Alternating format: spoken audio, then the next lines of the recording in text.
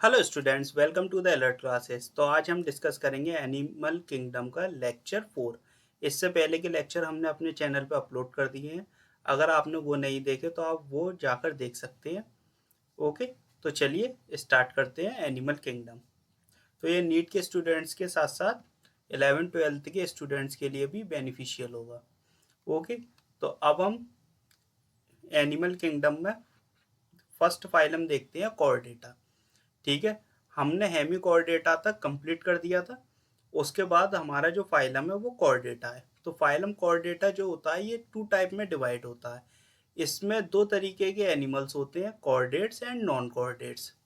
Chordates animal में क्या present होता है वो देखेंगे और क्या एब्सेंट होता है वो देखेंगे।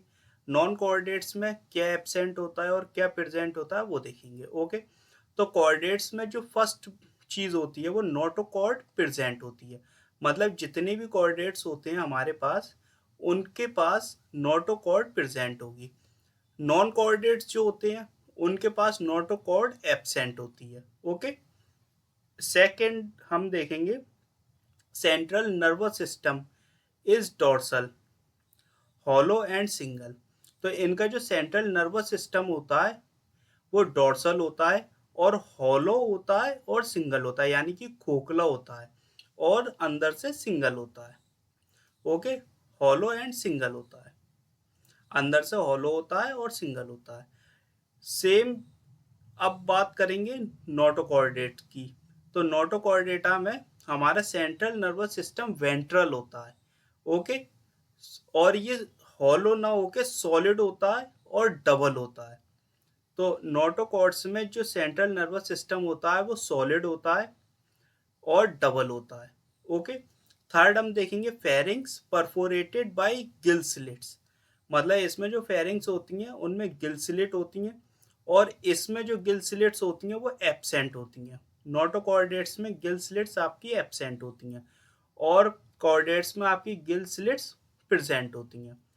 हार्ट जो होता है वो वेंट्रल साइड पे होता है और नॉन कॉर्डेट्स में हार्ट जो होता है वो वेंट्र डोर्सल साइड पे होता है, यानी कि पीछे की तरफ। ओके, इनका सर्कुलेटरी सिस्टम वैसे तो एब्सेंट होता है ज़्यादातर एनिमल्स में, नॉन कॉर्डेट्स में, लेकिन जिनमें सर्कुलेटरी सिस्टम प्रेजेंट होगा तो वो उनका हार्ट डोर्सल साइड पे प्रेजेंट होगा। ओके, फिफ्थ हम देखेंगे अब post anal part tail is present.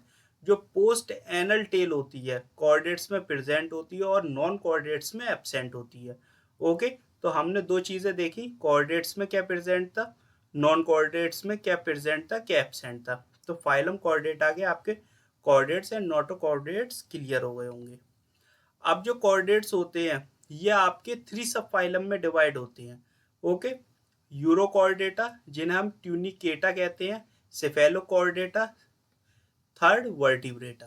Okay, जो आपका यूरोकॉर्डेटा होता है इसमें नोटोकॉर्ड प्रेजेंट होगी ओनली इन लार्वा। ठीक है, notochord is present only in larva tail. Okay,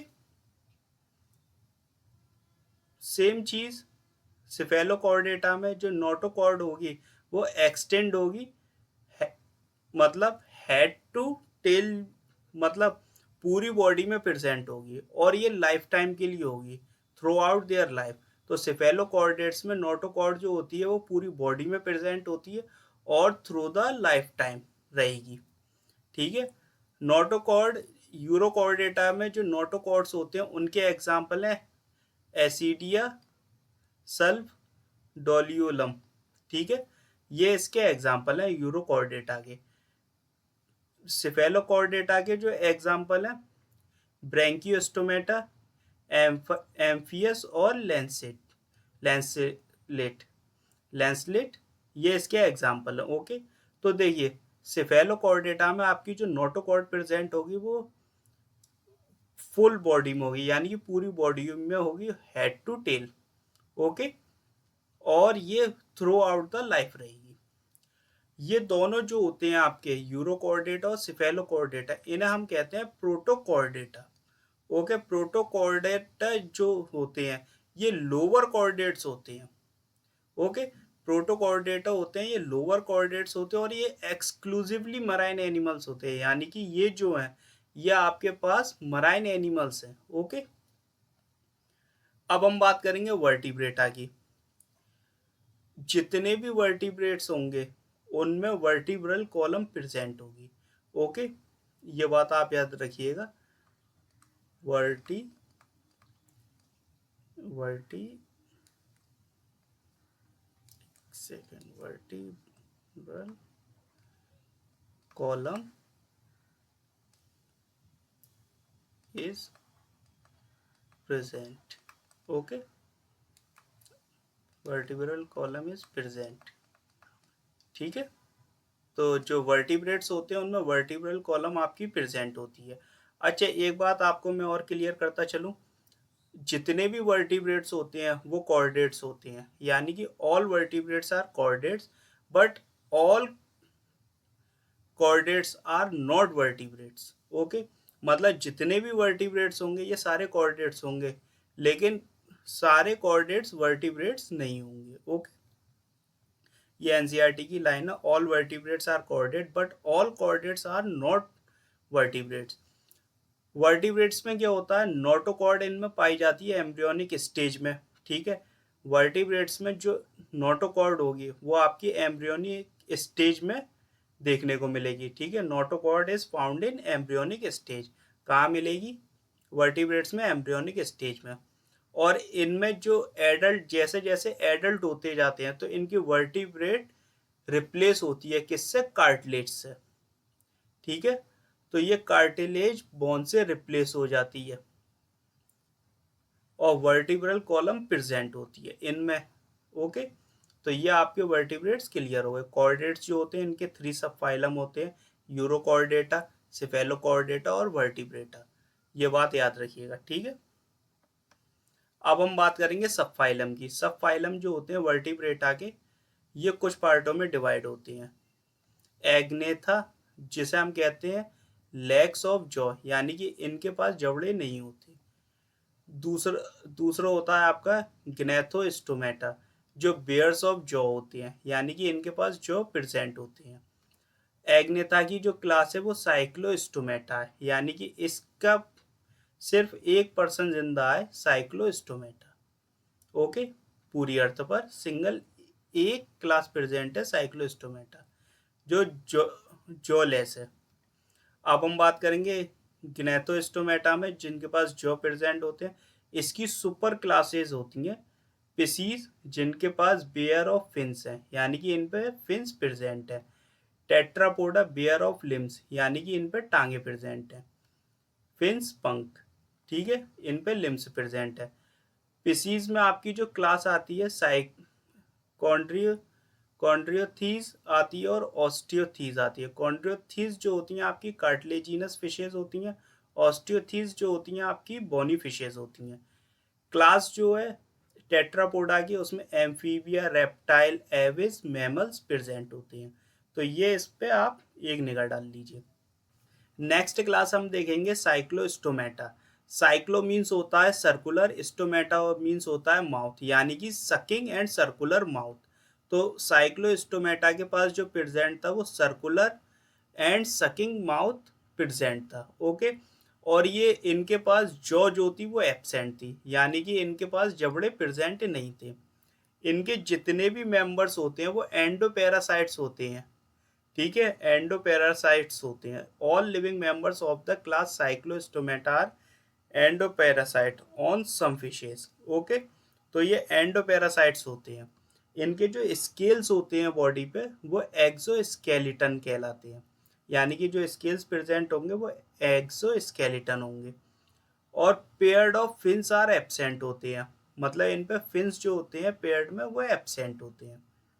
okay, इनका जो रेस्पायरेशन होता है वो 6 से 15 pair of gill slits present होती हैं।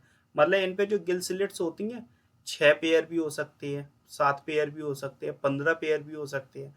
तो ये जो रेस्पायरेशन करेंगे गिल स्लिट्स से, गिल्स से, तो इन पे जो गिल्स होंगे वो 6 से लेके 15 तक हो सकते हैं। और इन पे क्रेनियम एंड वर्टिब्रल कॉलम जो होती है वो कार्टिलेज की बनी होती है। इनकी जो क्रेनियम और वर्टिब्रल कॉलम होती है वो कार्टिलेज की बनी होती है। ओके, साइक्लोस्टोमेटा जो होते हैं ये मेराइन होते हैं, बट माइग्रेट मतलब ये मेराइन मतलब ये मेराइन है, ठीक है, समुद्री पानी में रहेंगे, लेकिन जब ये अंडे देने जाएंगे तो फ्रेश वाटर में जाएंगे, और ये उसके कुछ दिन बाद मर जाएंगे। और जब इनके बच्चे बड़े हो जाएंगे, मतलब लार्वा बड़े हो जाएंगे, तो वो मेटामॉर्फोसिस कर कर फिर ओशियन में वापस चले जाएंगे। तो ये इनका लाइफ साइकिल होता है, ठीक है। Cyclostomata are marine but migrate for spawning to fresh water. After spawning within a few days they die, मतलब कुछ दिन बाद ये मर जाएंगे। और इनके larva, their larva after metamorphosis return to the ocean, और जो लार्वा होंगे वो मेटामॉर्फोसिस कर कर रिटर्न हो जाएंगे, ओके, ओशियन में। अब इसके पास हमारे पास साइक्लोस्टोमेटा के एग्जाम्पल क्या है, तो वो देखते हैं। पेट्रोमाइजोन जिसे लैम्प्रे बोलते हैं, मिक्सिन जिसे हैगफिश बोलते हैं। एनसीईआरटी में सिर्फ आपके ये दो एग्जाम्पल दिए गए हैं, okay, Petromyzon lamprey and mixing hagfish. अब हम इसके अंदर फर्स्ट क्लास देखते हैं, कॉन्ड्रियोथीज, जो कि कार्टिलेजिनस फिशेस होती हैं। यानी कि ये जो फिश होती हैं ये कार्टिलेज की बनी होती हैं, और इनका जो स्केलेटन होता है, यानी कि एक्सो स्केलेटन होता है, वो किसका बना होता है, कार्टिलेज का। एक्सो स्केलेटन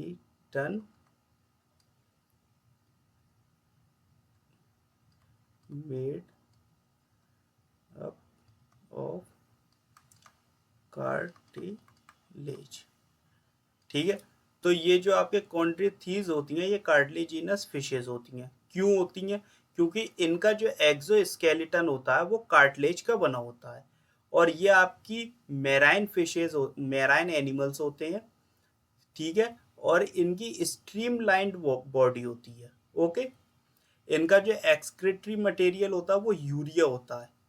ये चीज़ आप याद रखिएगा कि इनका जो एक्सक्रीटरी मटेरियल है वो यूरिया होता है। और ये जो फिशेज होती हैं ये इंटरनल फर्टिलाइजेशन करती हैं और विविपेरस होती हैं, यानी कि ये बच्चे देती हैं, ना कि अंडे। तो इनका इंटरनल फर्टिलाइजेशन होता है और ये विविपेरस होती हैं, यानी कि बच्चे देने वाली फिशेज, ओके। अब इनका हम वो देखते हैं डायग्राम। तो इसका जो एक्सोस्केलेटन है, ये देखिए, ये इसके प्लेकॉइड स्केल्स हैं, जिसको हम एक्सोस्केलेटन बोलते हैं, जो किसके बने होते हैं, एक्सोस्केलेटन के बने होते हैं। यानी कि जो इनकी बॉडी के ऊपर ऊपर जो स्केल्स होंगे वो एक्सोस्केलेटन के बने होंगे, ठीक है। ये तो आप समझ गए, ये वाला पार्ट डोर्सल है और ये वेंट्रल है, ओके। ये फिश इस तरीके से, ये ऊपर डोर्सल है और ये वेंट्रल है। इनका जो माउथ होता है, वेंट्रल माउथ, उसमें टीथ प्रेजेंट होते हैं, और इनके जो टीथ होते हैं वो पीछे की तरफ होते हैं, यानी कि बैकवर्ड होते हैं, बैकवर्ड डायरेक्टली टीथ होते हैं। जिन फिशेस के बैकवर्ड डायरेक्टली टीथ होंगे, यानी कि पीछे की तरफ टीथ होंगे, तो जाहिर सी बात है ये शिकार करती होंगी, और जब ये शिकार करती होंगी तो ये तो इनका जो नेचर, तो ये क्या कहलाएंगे, प्रीडेशियस एनिमल, यानी कि शिकार कर कर जीने वाले फिशेज। तो इनके जो टीथ है बैकवर्डली पीछे हैं। इनके टीथ का जो मॉडिफिकेशन होता है वो प्लेकेड स्केल से होता है। जो टीथ बने होते हैं वो प्लेकेड स्केल्स के बने होते हैं, ठीक है, मॉडिफिकेशन ऑफ प्लेकेड स्केल्स। अब हम बात करेंगे गिल्स की। तो इनके पास 5 से लेके 7 पेयर ऑफ गिल्स प्रेजेंट होते हैं, ओके, 5 से लेके 7 पेयर गिल्स प्रेजेंट होंगे। इनके पास पेक्टोरियल फिन प्रेजेंट होता है, जो कि 1 पेयर में होता है, ओके। मतलब अब एक ही साइड फिन थोड़ी होगा, दूसरी साइड भी होगा, भाई तैरना है, कोई घूमना थोड़ी है। अगर एक फिन नहीं है तो दिक्कत आएगी तैरने में। तो दोनों साइड फिन प्रेजेंट होंगे, तो उनको हम कहेंगे 1 पेयर ऑफ पेक्टोरियल फिन। इनके पास पेल्विक फिन भी प्रेजेंट होता है, जो वो भी 1 पेयर में होता है। पेल्विक फिन पर क्लैस्पर प्रेजेंट होता है, जो 1 पेयर में होता है। अब क्लैस्पर क्या है, ये आपको मेल फिश में देखने को मिलेगा, क्योंकि ये सेक्सुअली रिप्रोडक्टिव ऑर्गन है, ठीक है। तो ये होता है वन पेयर में क्लास पर। तो मेल कॉप्यूलेटरी ऑर्गन होता है, ये सिर्फ आपको मेल फिश में देखने को मिलेगा।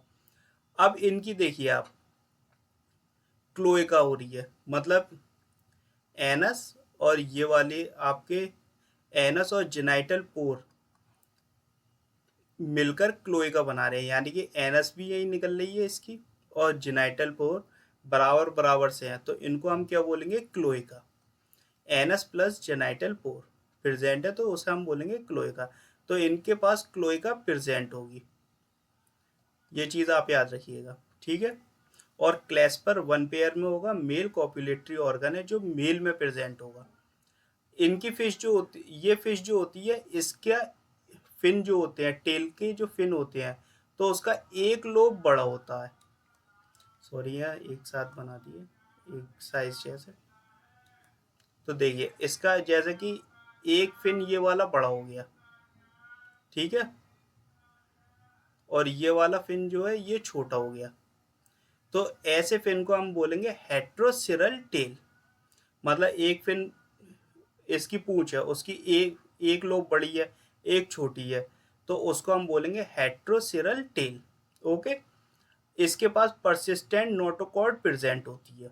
ओके, परसिस्टेंस नोटोकॉर्ड पाई जाती है जो पूरी लाइफ रहेगी।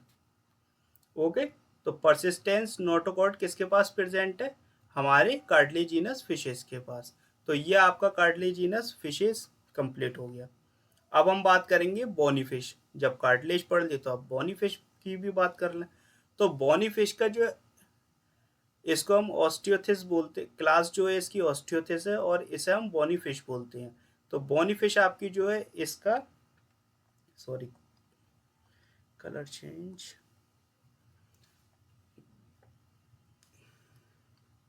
तो इसकी जो क्लास ये होगा जो इसका endo endoskeleton skeleton made of, हमारा जो कार्टिलेजिनस फिश का स्केलेटन एंडोस्केलेटन था वो किसका बना हुआ था, कार्टिलेज का, ठीक है।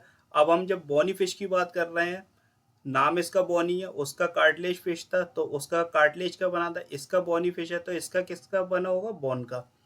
तो इसका endoskeleton made up of bones, bone, ठीक है। तो ये बोन का बना होगा। ये फिश जो होती हैं ये आपको दोनों जगह देखने को मिल जाएंगी, वाटर में ही मिल जाएंगी, फ्रेश वाटर में ही मिल जाएंगी, यानी कि मैराइन वाटर में ही मिल जाएंगी और फ्रेश वाटर में भी आपको देखने को मिल जाएगी। इसमें स्ट्रीमलाइंड बॉडी होती है। ओके, स्ट्रीमलाइंड बॉडी है इनकी। इसका जो एक्सक्रीटरी मटेरियल है, ये चीज़ आप याद रखिएगा, इनका अमोनिया और TMAO का होता है, ट्राई मिथाइल एमाइन ऑक्साइड। तो TMAO, तो एक्सक्रीटरी मटेरियल अमोनिया और ट्राई मिथाइल अमोनिया ऑक्साइड का बना होता, उसमें प्रेजेंट होगा एक्सक्रीटरी मटेरियल में। तो ये चीज़ आप याद रखिए, क्योंकि देखिए वहाँ यूरिया था कार्टिलेजिनस फिश में और यहाँ पर अमोनिया है। ओके, इसका एक्सटर्नल फर्टिलाइजेशन जो होता है ये ओवी पेरस होता है, यानी कि ये अंडे देने वाली होती हैं फिशेस। तो इनका वहाँ पे इंटरनल था, यहाँ एक्सटर्नल फर्टिलाइजेशन है, तो ये फिश जो होंगी ओवी पेरस होंगी। टर्मिनल माउथ प्रेजेंट होता है बोनी फिशेस का। गिल्स जो होते हैं वो 4 पेयर में होते हैं, यानी कि इन पे जो गिल्स मिलेंगे हम वो 4 पेयर में मिलेंगे। और जो गिल्स होते हैं वो कवर होते हैं ओपरकुलम से। लेकिन आपके कार्टिलेजिनस फिश थी, इनके गिल्स कवर नहीं होते ओपरकुलम से। इसके पास जो गिल्स कवर करने के लिए जैसे ओपरकुलम होता है वो एब्सेंट होता है। देखिए यहाँ पर है, इनके जो गिल्स हैं वो कवर्ड होते हैं ओपरकुलम से, ठीक है। लेकिन कार्टिलेजिनस फिश में, कहाँ लिखूँ, यहाँ लिख देता हूँ, ओपरकुलम आर एब्सेंट। ओके, तो कार्टिलेजिनस फिश में अपरकुलम जो होता है आपका वो एब्सेंट होता है।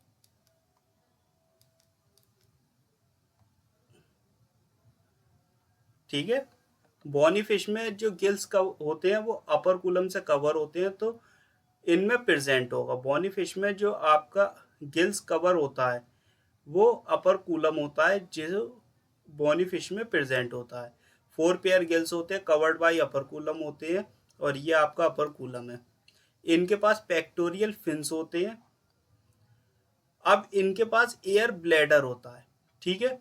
एयर ब्लैडर का मतलब क्या है कि अगर ये फिश स्विम ना भी करें, यानी कि अपने फिन से ना भी चलाएं तैरने के लिए, तो ये तैरेंगी।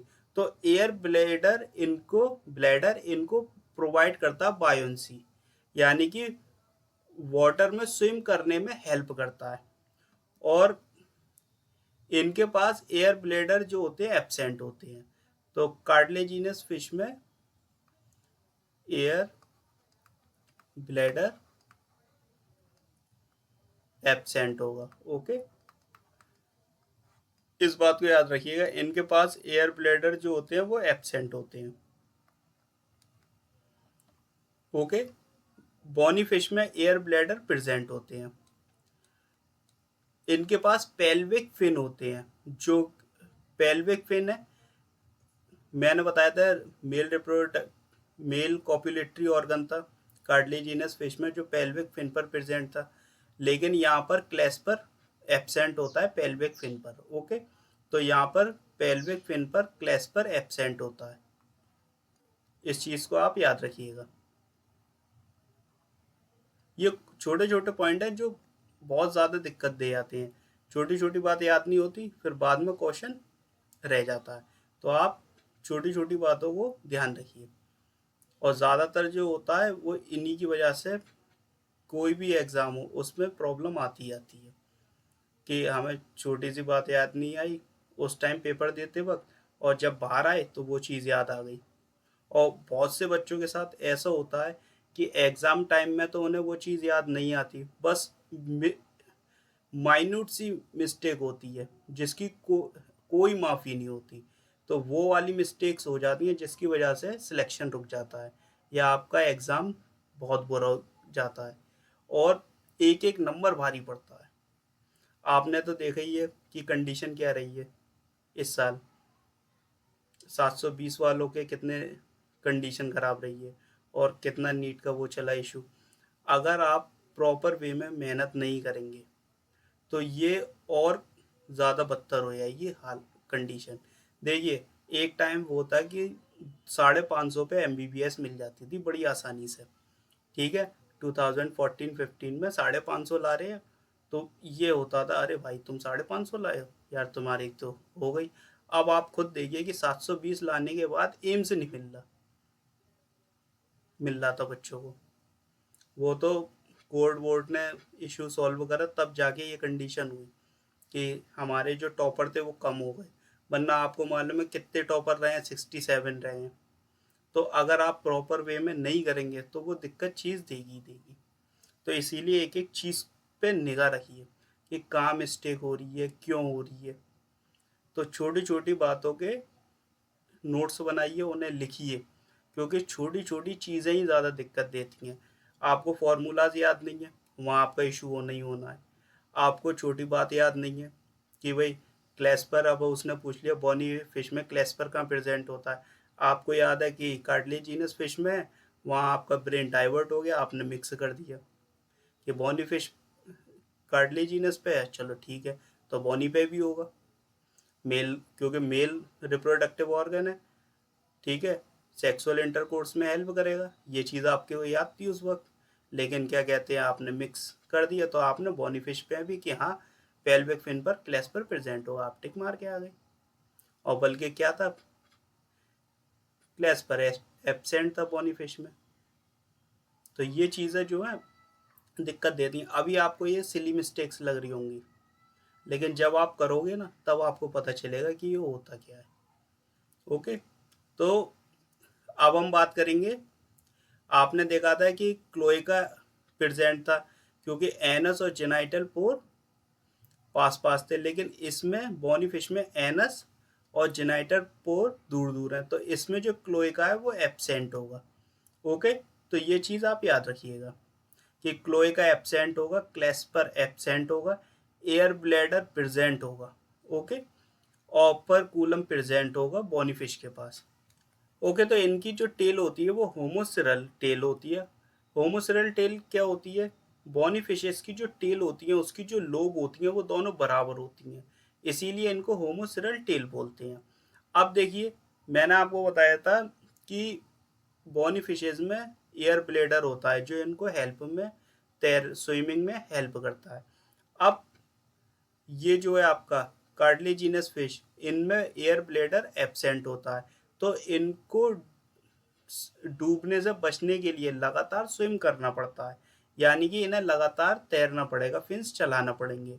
अगर ये ऐसा नहीं करेंगे तो ये डूब जाएंगी। ओके, क्योंकि इनमें एयर ब्लेडर प्रेजेंट नहीं है और एयर ब्लेडर का काम था बायोन्सी प्रोवाइड करना। अब हम बात करेंगे कार्टिलेजिनस फिश और बोनी फिश के एग्जाम्पल की।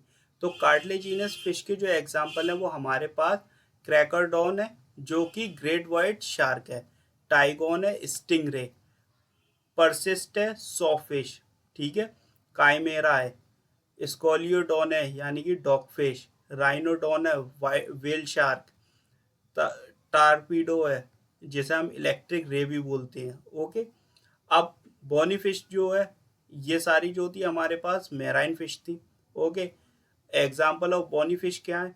मेराइन वाटर फिश, हिप्पोकैम्पस जिसे हम सी हॉर्स बोलते हैं, एक्सोसीटस जिसे फ्लाइंग फिश बोलते हैं, फ्रेश वाटर फिश जो थी वो आपकी कैटला थी, कैटला, लेबियो, रोहू, क्लेरिया, मागोर।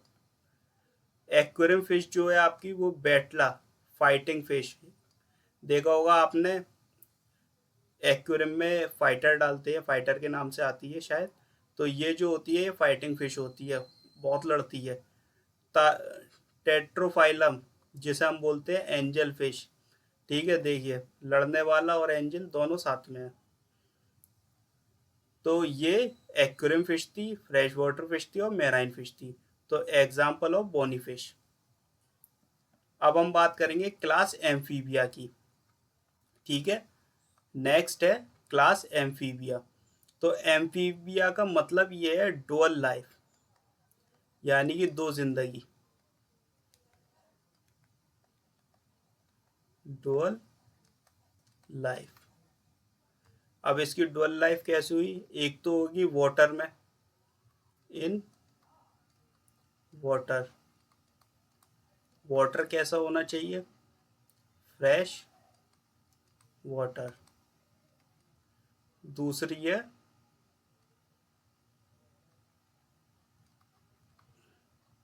ज़मीन पर, तो एक ज़िंदगी पानी में जिएगा और एक ज़िंदगी ज़मीन पर जिएगा।